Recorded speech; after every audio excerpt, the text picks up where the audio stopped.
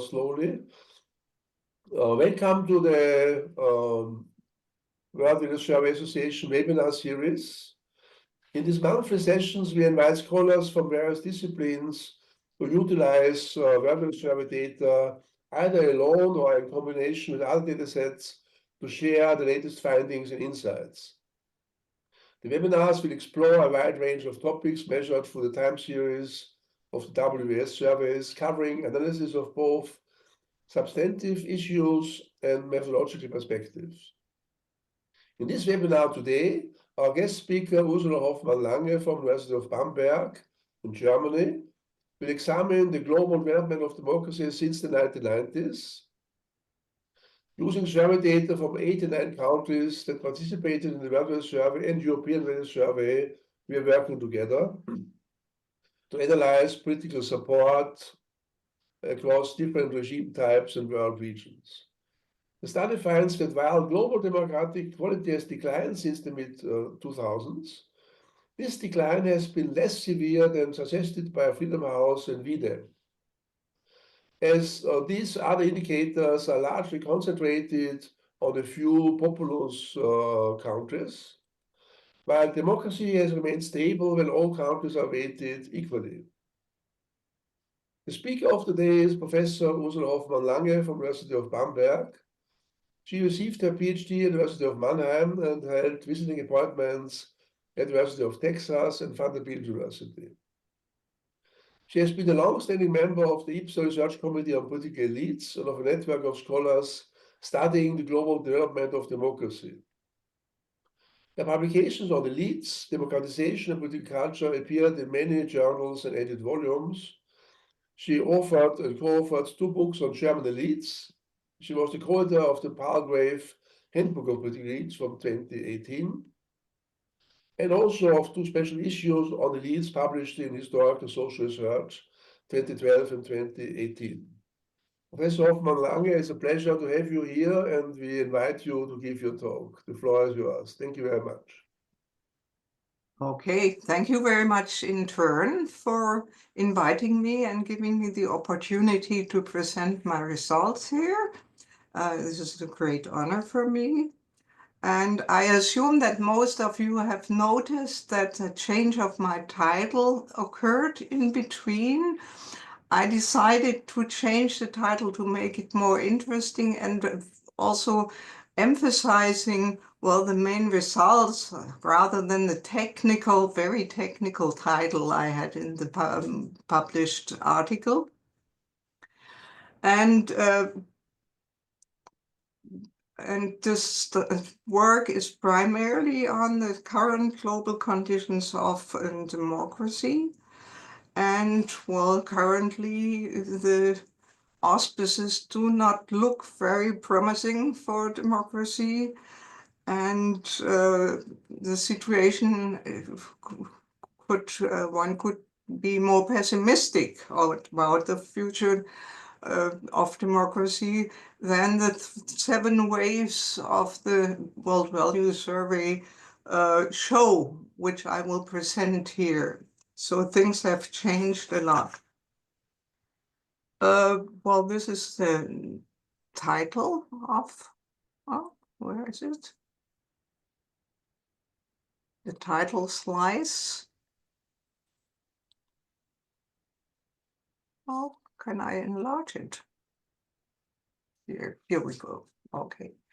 So of my talk, and I want to start out with a few remarks on my personal research background. I'm a long-standing member of a multinational team which started out studying the consolidation of democracies in 5 countries that had democratized in the early 1990s, and to compare their political cultures with those of 2 established democracies.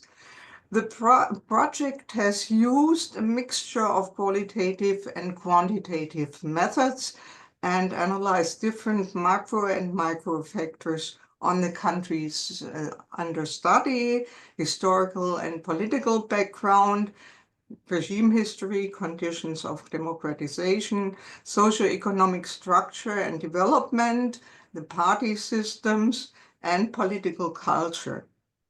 Over time, the focus has broadened to include ever more countries in our studies. And we have been using the World Value Survey data for our global analysis. My paper was developed within that project and is a long-term analysis of political value orientations and political support since the 1980s, you could say. The development of democracy since 1980 was, well, just for recapitulation, the third wave of democratic, which started in the mid-1970s, reached its peak around 2005. As the data of Freedom House and V-Dem show. And since then, more countries have experienced a decrease than an increase in their scores of liberal democracy. I tested this for my 89 countries I have in my analysis, and there's the same effect. So there were 89 changes, well, just by chance, that is the same number, developments in democratization, and only 43 in backsliding democracy. But the two more recent waves have changed that dramatically. So even in the wave 7 and wave 6, you could already see that there were in these countries more declines of democratic quality than increases. And the last 20 years, of course, have seen dramatic changes in the political party systems of even most democratic countries, an enormous increase in revolutions, wars, and other political turbulences, which are known to provide fertile ground for all sorts of crazy people propagating conspiracy theories.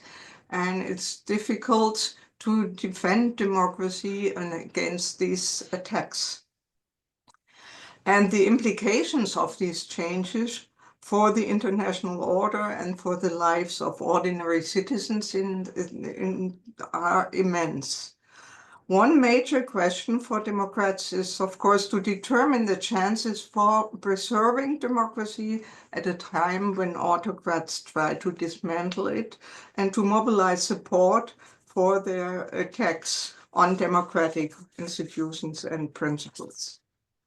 Now, in the literature, we have different conflicting expectations regarding the future of democracy. As I mentioned already, Freedom House and V-Dem, and also many political science publications, are rather skeptical about the future of democracy. And at the same time, the theory of value change predicts a linear improvement driven by a global increase in emancipative value orientations, which it considers to be the most important driver of public pressures for democratization. This claim is primarily based on World Value Survey data. There was, at the beginning of the 2020s, a controversy between Christian Welzel on one side and Fuhr, Munk, and Claassen on the other side, regarding the choice of empirical indicators and the predictability versus openness of historical developments. And so I took this as a starting point to see which side is more compatible with the data, with the results I found. And of course, we know that the late Ron Inglehart explicitly considered the possibility of a backlash among people with traditional value orientations who dislike the so-called emancipative values, or nowadays called woke values. Yesterday, I learned from Hans-Dieter Klingemann that Christian Welzel is now working on a new article in which he analyzes how autocratic countries manage, or governments manage, to stay in power despite the global rise of emancipative values. It is obvious overall that we are going through a period in which this fight between two polarized worldviews becomes ever more intense. Now I have to switch on again, my next slide.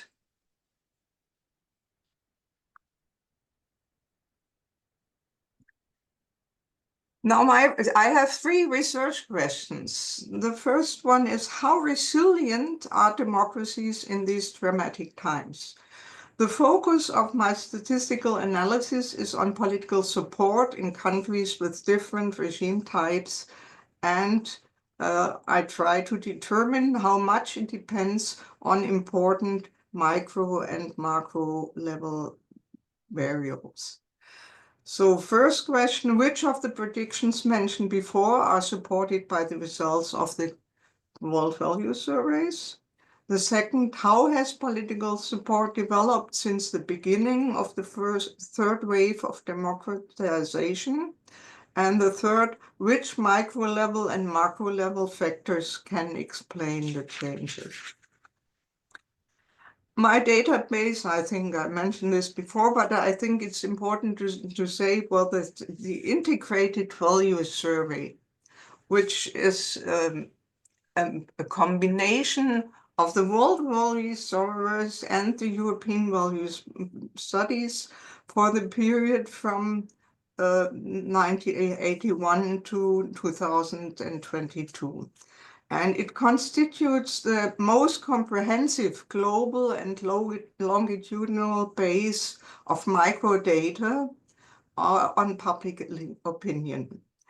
The original file I had to slightly modify for my analysis, since the focus here is on developments over time. Only those countries were included that have participated in at least the two most recent survey waves. The modified file includes 89 of overall 116 countries. I think there were some more added later, but my data is from 2023, and I think you added a few countries, a few surveys in 2024. The number of respondents included in my analysis is huge and encompasses altogether more than 600,000 respondents. The database covers all major regions of the globe. However, sub-Saharan Africa, as well as, yes, I think that's underrepresented in the data, while the consolidated democracies are overrepresented, as are the post-communist countries of Eastern Europe and Central Asia. So that has to be kept in mind. So in Africa, there is still more to do, but of course we know that Africa is a poor continent, and so fewer countries have the means to participate in these surveys because they cannot find any funding for it.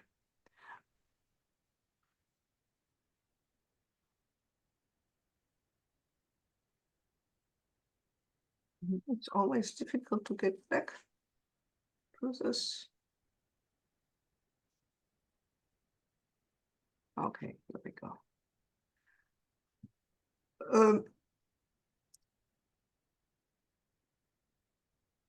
Now I first come to my longitudinal descriptive analysis, and this focuses on three central micro-level variables. The first is emancipative value orientations, and here I took Welzel's choice index because it measures support for a free choice of personal lifestyle, and this is the globally most controversial aspect of such value orientations, which are now denounced as woke by even many governments in democratic countries. And it measures the individual acceptance of divorce, abortion, and gay rights. And so this is still rather controversial. The next index is support for regime institutions. I'm using an additive index of confidence in government, parliament, civil service, and the courts. And this is expected to depend on the perceived political performance of these institutions and less on democratic value orientations. Third one is my index support for democracy.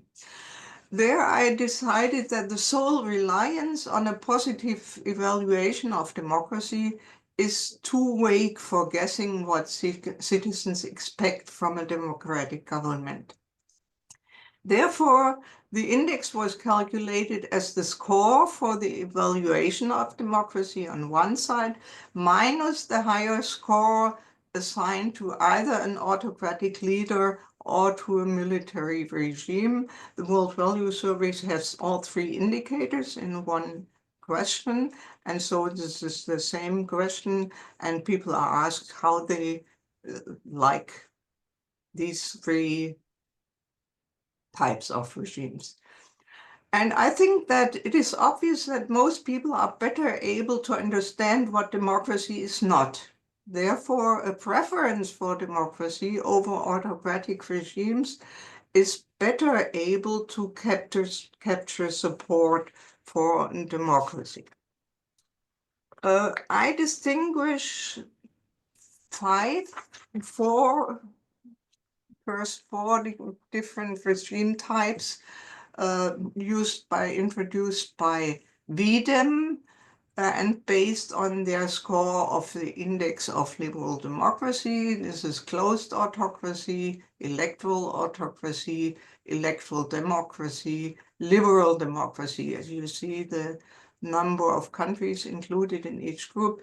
I've decided to further divide the group of liberal democracies into consolidated liberal democracies that were already liberal democracies in 1980, and third wave democracies that democratized after 1980, but are liberal democracies today. The regime type of the individual countries, that's important for my analysis, was held constant by using their liberal democracy score of 2020, where they are standing now or stood in 2020. The following three figures show the development of value orientations and the two indicators of political support since the beginning of the third wave of democratization. An equilibrated weight equalizing the data to 1,000 responses per country and survey was used. First, the development of the choice index, and this confirms that the increase in emancipative value orientations is indeed a global phenomenon.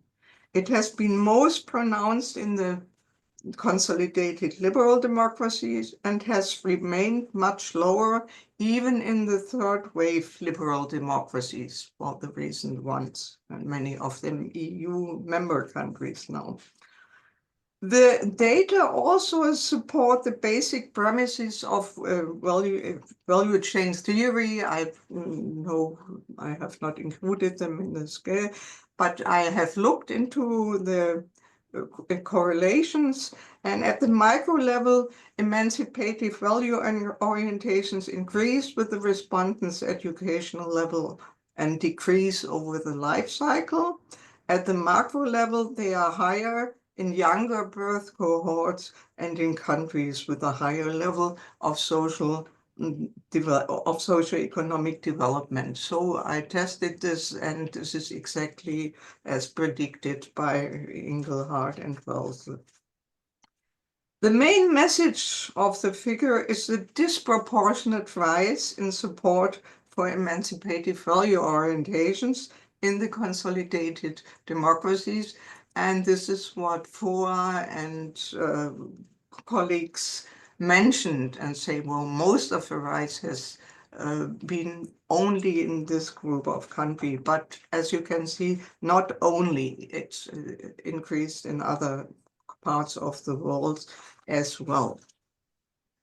Now, the next slide is the development of confidence in regime institutions.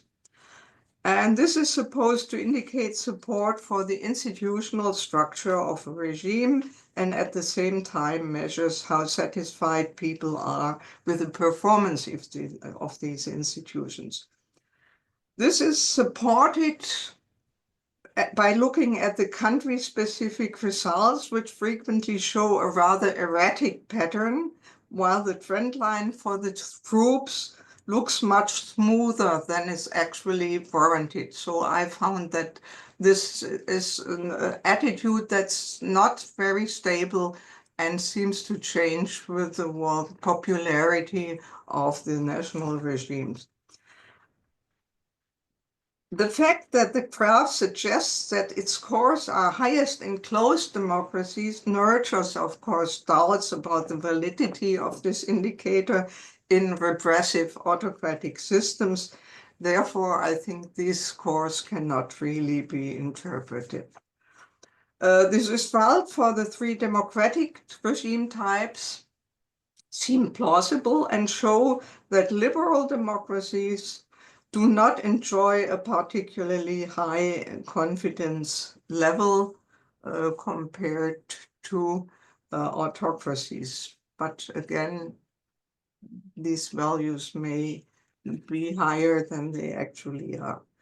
The electoral democracies, however, I think this is something I would like to interpret.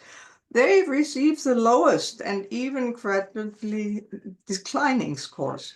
I think this can be explained by the ambiguous character of this group of countries that combine relatively free and competitive elections with deficits in the liberal aspects of democracy, such as independent judiciary, minority rights, and civil liberties.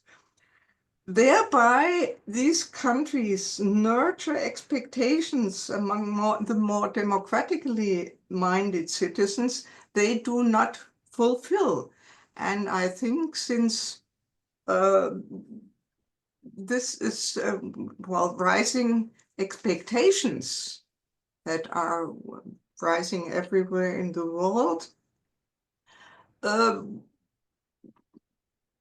lead to higher dissatisfaction of people living in these electoral democracies with the degree of democracy. And of course, these countries are also characterized by a high degree of political polarization between pro and anti-democratic forces, which we can see in many countries.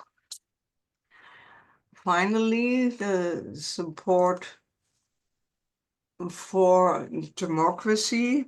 It needs to be kept in mind that this is really a preference for democracy compared to authoritarian systems. Overall, the scores have slightly declined over time. And again, the consolidated democracies confirm their outlier status with very high average scores. The younger liberal democracies do not only trail the first groups, but support for democracy has even slightly declined in the last survey wave. The declines are even more pronounced in the other three regime types. The three types of democratic regimes show some increase during the 1990s, followed by a steep decline afterwards. Again, the closed autocracies show the most erratic pattern. This is at least partly due to the small number of country cases, which implies that country-specific factors may have influenced the results. The recent declines in 4 of the 5 regime types indicate that the reputation of democracy has suffered in recent years.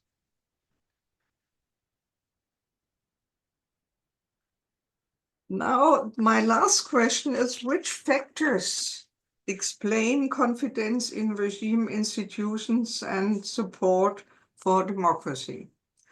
Because the country composition of the different survey waves is not constant, and very few countries participate in all 7 waves, the data are not suited for longitudinal regression analysis. Therefore, I decided to perform a cross-national regression analysis for the 83 countries that participated either in wave 7, or if they failed to participate in wave 7, they still participated in wave 6. So it's a mixture of both waves, but not for the countries that were included twice. I use ordinary least squares multiple regression with stepwise inclusion of independent variables to identify theoretically relevant factors influencing confidence in regime institutions and support for democracy. Because of the very high number of cases in the data file, even small, very small regression coefficients above 0.01 are always significant. Therefore, I decided to consider only coefficient above a beta of 0.1 as indicating a substantial effect. To rule out that the effects of the independent variables differ across regime types, the overall regression analysis was also performed for all 5 regime types, and this confirmed that the effects are rather similar in all regime types. This can be checked in the online appendix to the published paper. I used, now back to the slides. No.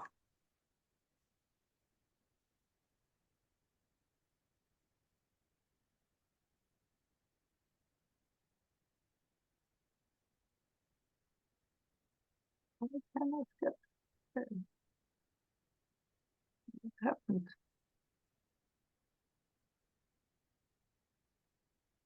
Can you see it? No. No. I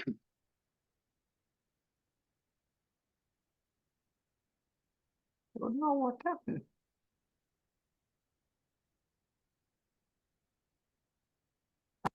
Oh, sorry. No, I think it comes. Okay. So I used 7 explanatory factors, 4 at the micro level and 3 at the macro level.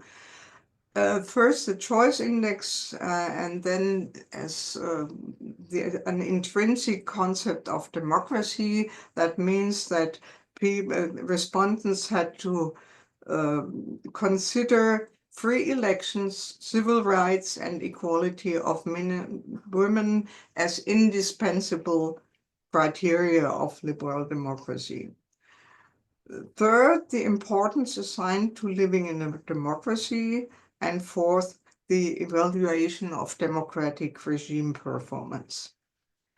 The 3 macro-level factors are introduced as dummy variables. And there's first a dummy variable for the consolidated liberal democracies to take into account their outlier status in the descriptive analysis, which suggests that their effect on the results is higher than including only micro-level factors.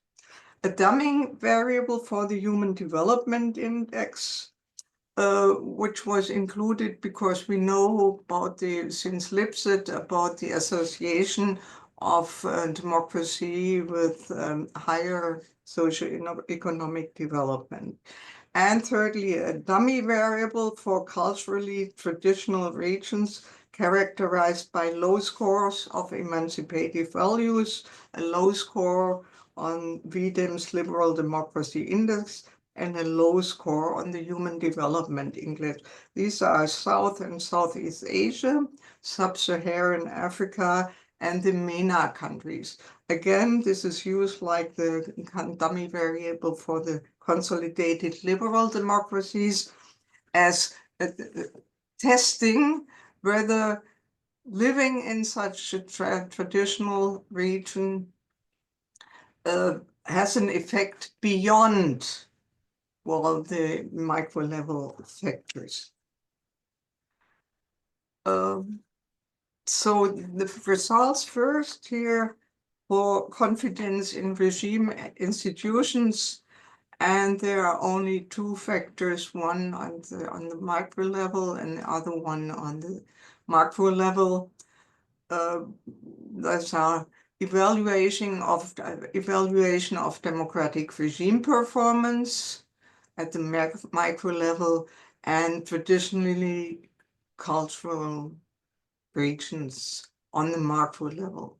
And this shows that, well, if people individually evaluate the democratic regime performance as good, they tend to be also have more confidence in the regime institutions, and people in traditional regions, they show more deference, and they also tend to achieve higher rates, higher scores on confidence for regime institutions.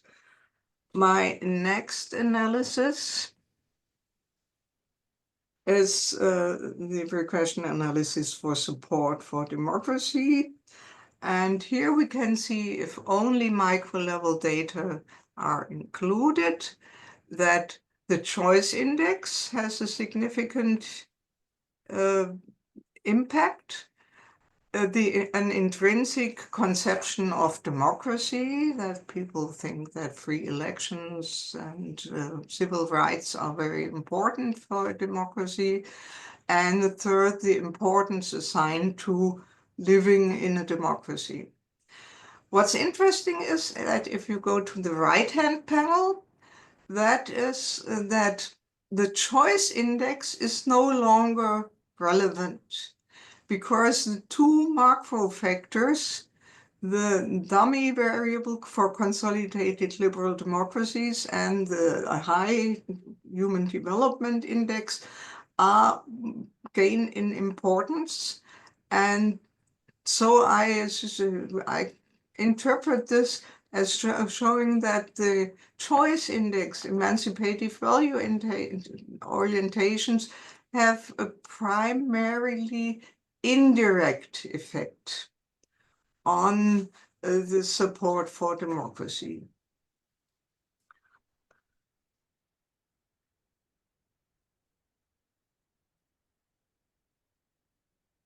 Okay, so I switch off the slide and come to my conclusions. First, the data support neither side of the controversy between value change theory and its skeptics. Value change theory is correct in claiming that emancipative value orientations are globally on the rise. At the same time, they have increased disproportionately in the consolidated liberal democracies. Confidence in regime institutions shows a great deal of fluctuation over time in individual countries. The validity of this indicator is doubtful in repressive autocracies, however. Therefore, it seems to be a useful indicator only for measuring legitimacy in democracies.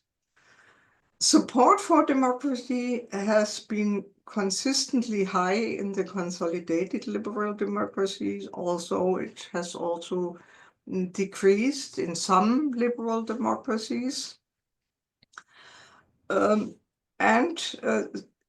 is considerably lower in other parts of the world and other regime types, and has even slightly declined over the past 30 years. In some countries, it has even declined dramatically, and those are the countries that do not belong to the consolidated liberal democracies of Western Europe, North America, and the Australian continent. These are, for instance, South Africa, South Korea, and Taiwan. So it may well be that a regional factor is responsible for that. And these are culturally diverse and different regions. And quite obviously, they are not so much in support of liberal democracy than we expect.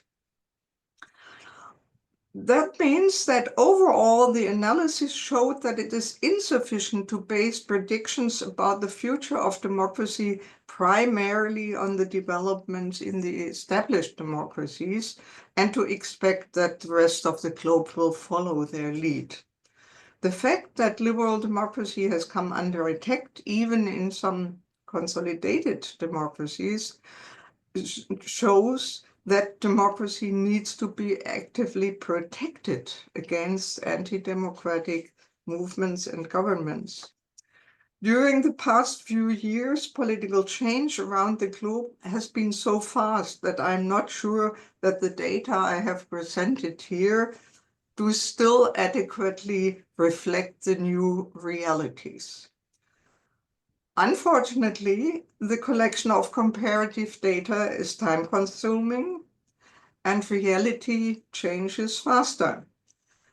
But we still urgently need such data to adequately analyze global developments, at least in retrospect, because they can explain what happened in the meantime, if only in retrospect.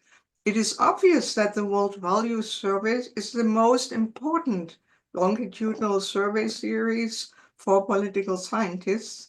So I'm really yearning for the first countries to turn in their data for wave 8. And I'm very pleased that you have made such progress. And meanwhile, for us, it's no time for pessimism, but it's important to keep cool and to use our best theories and methodological tools for explaining the ongoing changes in the world, even if they lead into less fortunate times.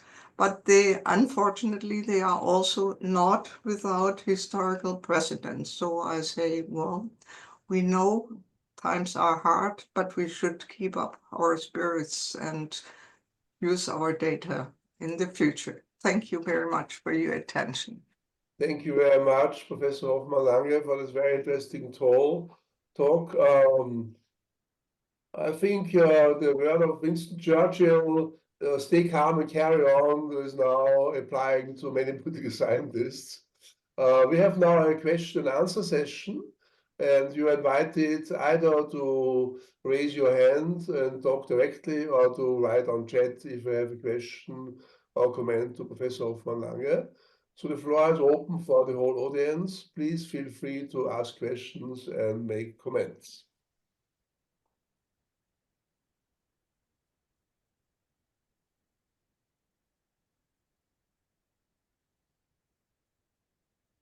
It's always hard to break the ice.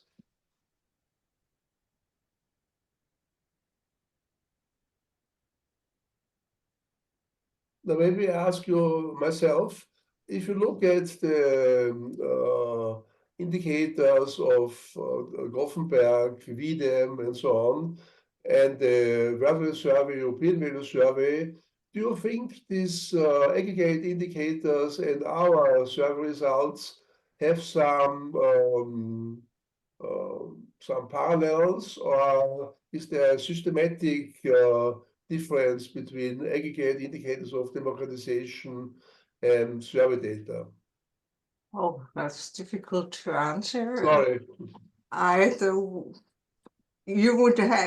could check it, of course, but that you have to do on a country basis. Yes. And that takes time for 89 countries. So you can Okay. do it primarily for individual countries, but I think it would be very interesting to do this. Yeah. Because that gives us a better feeling for the validity of our data as really indicators for real events and for political developments. I think, thank you very much. Maybe I will start doing this for some time. But of course, for instance, one example is the United States. Yes. There you can clearly see that support for democracy has gone down even in the surveys we have. So Yes, that's it correct. has really, and also you can see it in Hungary, I think, and other countries. So we should try to do this first, maybe for the established democracies and the new liberal democracies, to find out how much they are affected by Yeah. this global development. Hans-Dieter? Yeah, thank you, Ushi, for a very enlightening talk and analysis of how democracy has developed in the past. I have my main problem is with the operationalization of democracy and support of democracy. And in this respect, I have found a model suggested by Dieter Fuchs most helpful, who has distinguished between support of democracy as a value and support of democracy as a regime and the performance of democracy. And what came out in many of my own analyses is that people at the individual level have at the same time a very high score on support for democracy as a value and as a regime type. And at the very same time, they are dissatisfied with the performance of the regime. So to get this kind of constellation, I have called these people dissatisfied Democrats. And with Pippa, we have developed this concept further. And what I want to see is whether a negative evaluation of the performance of regime is at the same time a negative evaluation of democracy or liberal democracy as a value. So this is my quibble, but it's not always in the data. You cannot operationalize it. Unfortunately, the World Value Survey has discarded a main indicator for that, that is, how satisfied are you with the way democracy works in your country? And if you have this indicator, which is in the Eurobarometer surveys still, then you can see exactly also for the European developed democracies that these dissatisfied Democrats are a sizable part of the population.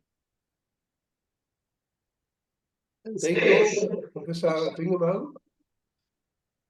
Professor Hoffmann-Lange, you want to respond to Hans-Dieter? Yes. So, Hans-Dieter, you think that my indicator of support for democracy does not really measure the value of democracy. So you are more in favor of looking at the scores for just how people evaluate democracy. Liberal democracy. Regardless how they think about other regime types. Yeah. Yeah.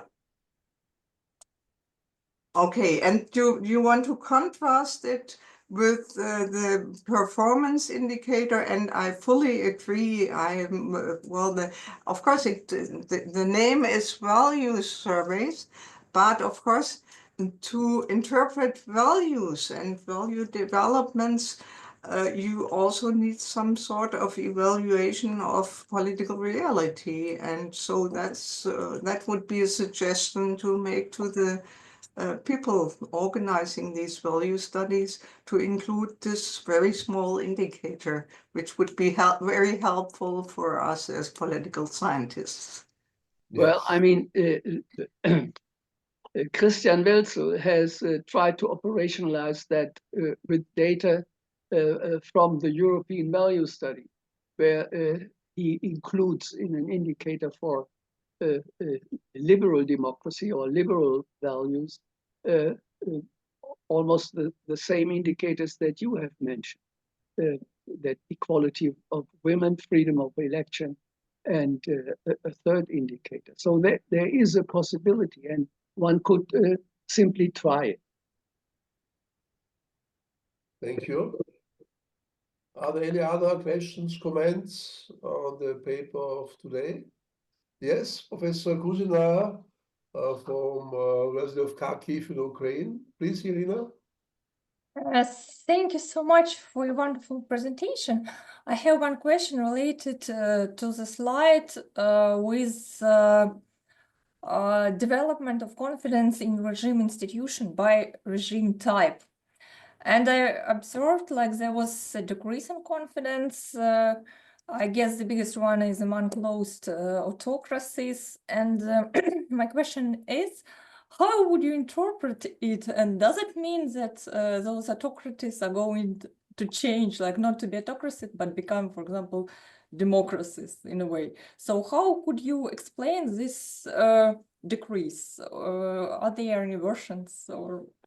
The decrease in confidence in Russia, in the closed autocracies. A decrease in, oh, yeah. Yeah, the decrease. Yeah, because I cannot explain it because it's for a small group of countries. And so it really depends very much on individual countries. There are only 9, I think, or 7 in the survey. And so, of course, it's difficult to measure. You have to do it. That's what I think. This indicator is really for country-specific studies. Oh. And you Okay. can only interpret it for countries and not for regime types. While the curve for the electoral democracies was plausible. That's why I try to interpret it. And so, but it's really very difficult to do this on a global basis. So maybe this was not the right way, but I tried to do it in the same way as I did with the other indicator. So maybe it's not, and it's not reliable. And I think you should simply not use it in autocracies because, well, people are afraid that the data, that their opinion will be leaked to the government, and so you usually get a higher score. But I know, for instance, in Germany, in the last years of the German Democratic Republic, confidence in the ultimate victory of communism went down from 80% to only 50% among young school students. So you can see, while people are afraid, they always say, well, what they think is expected from them.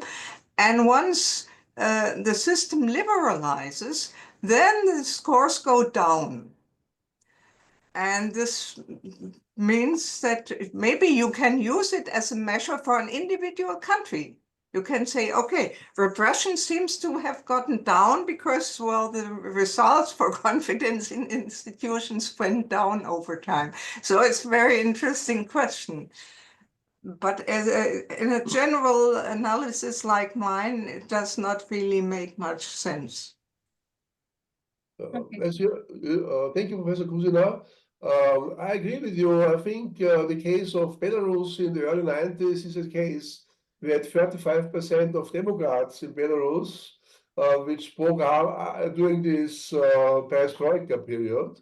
And then this was all shut down and shut up. But the moment there's some liberalization of the regime, people speak up more, especially young people. And if the regime is establishing the autocratic structure, then they have to shut up again and stop expressing their real political thinking.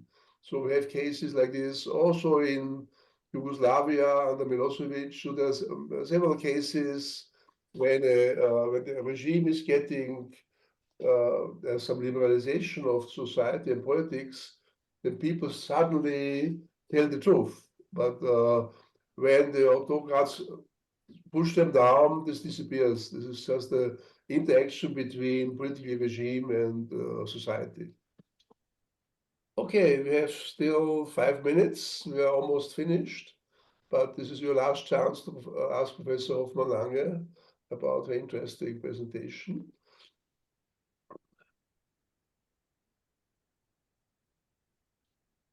You're all impressed. Yes, dissatisfaction with democracy, it was deleted somehow against my will. I was voted out, and maybe I will bring it back in the next wave as an argument. The argument by the people who voted against it was it's measuring 2 dimensions, and it's not a clear dimension for measuring performance of democracy. But good that you tell us, Hans-Dieter and Professor Hoffmann-Lange, we will discuss it again in the next questionnaire. Well, I can give you another suggestion, because you always have this question about several aspects of democracy, and if the respondents think they are essential for democracy. And then in our own elite survey, we had parallel question. And how well is this realized in this country? There you have a direct measure of performance, of democratic performance. And it doesn't take much time in a survey. So you should consider this, because I fully agree, because we know from many, because there's a question, satisfaction with democracy is of course in all electoral studies, and so we know a lot how they, because it's also not independent from whether the own party of the respondents is in government or in the opposition. Exactly. And that's not, of course, an effect we don't want to measure here. It's good for electoral studies, but not good for values. Yeah. So if you are so kind to send me this question, which you use in the lead study, I will, because we asked the other question anyway, so it would be not so much extra space to include this. Yes. Okay. Well, I will. Thank you.